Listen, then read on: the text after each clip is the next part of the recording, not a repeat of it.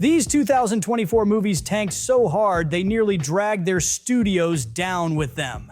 Number 5 on this list flopped so hard it barely broke even, only to break Oppenheimer's all-time record on Peacock.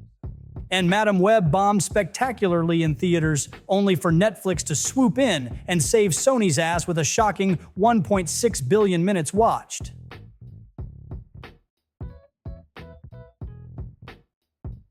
Madame Webb has gone down as one of the worst movies of 2024, garnering a pathetic 11% on Rotten Tomatoes. It's another uninspired superhero origin story, unnecessary Spider-Man adjacent film from Sony, who's desperate to get something going with this Marvel property.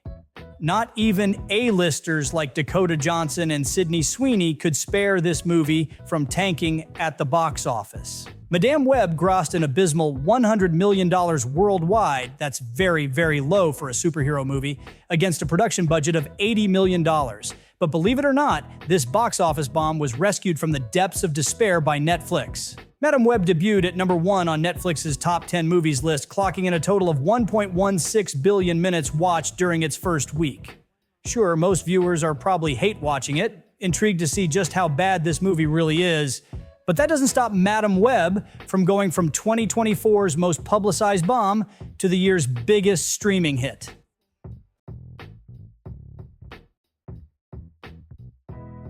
Argyle was another movie that came with tremendous hype but left theaters with a whimper.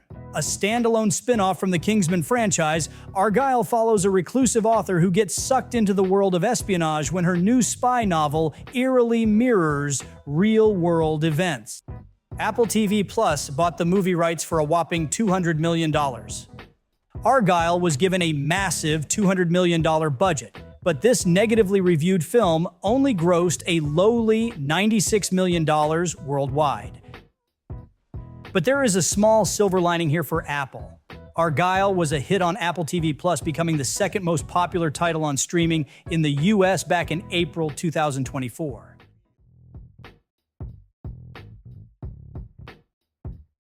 Lisa Frankenstein is a horror comedy that spoofs the classic tale of Frankenstein. Set in the 1980s, a misunderstood teenage girl falls for a Frankenstein-like monster, who's really a reanimated Victorian-era corpse. The movie was a commercial failure. It grossed $9.9 million, unable to even make back its small production budget of $13 million.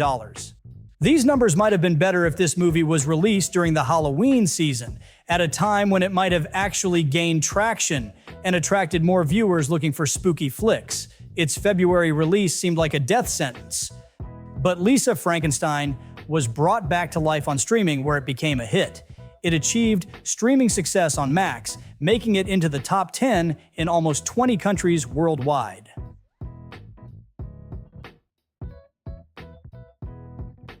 If was a unique, imaginative film. Literally. It reveals that our world is filled with imaginary friends who have been left behind by their growing and maturing real-world children. If had a lot of the right pieces, including John Krasinski as director and an all-star cast that include Ryan Reynolds, Steve Carell, and Krasinski himself. And yet it grossed just $190.3 million worldwide, far less than a break-even point of $275 million. Eventually, though, If found success on streaming. It cracked the top 10 of the most popular movies on streaming for the week of July 4th, 2024. It claimed the top spot the following week, becoming the most streamed release in the US.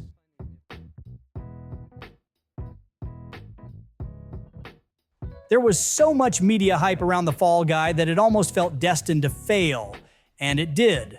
The Fall Guy was led by an all-star cast that includes Ryan Gosling and Emily Blunt, both of whom had seen tremendous success the previous year with Barbenheimer, Barbie for Gosling, and Oppenheimer for Blunt. It was even co-directed by David Litch, who's directed action hits like John Wick and Deadpool 2, but none of them could repeat the success they've seen in the past.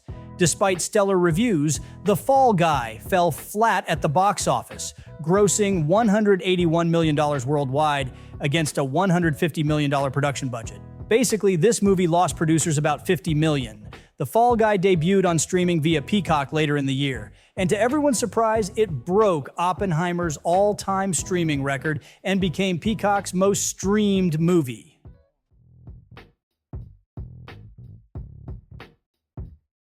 Horizon: An American Saga Chapter 1 is the first installment in what's meant to be a series of Western epics by actor and filmmaker Kevin Costner. Set during the American Civil War, this film and its forthcoming sequels follow several characters who are navigating life in the Midwest. Costner conceived the idea for this series back in 1988, and it's been stuck in developmental hell ever since, and perhaps it should have stayed there. Chapter 1 cost $100 million to make, yet made only $32 million during its theatrical run. Its rapid transition to home viewing after just 18 days was a smart move. Horizon became an immediate #1 on video-on-demand top 10 lists.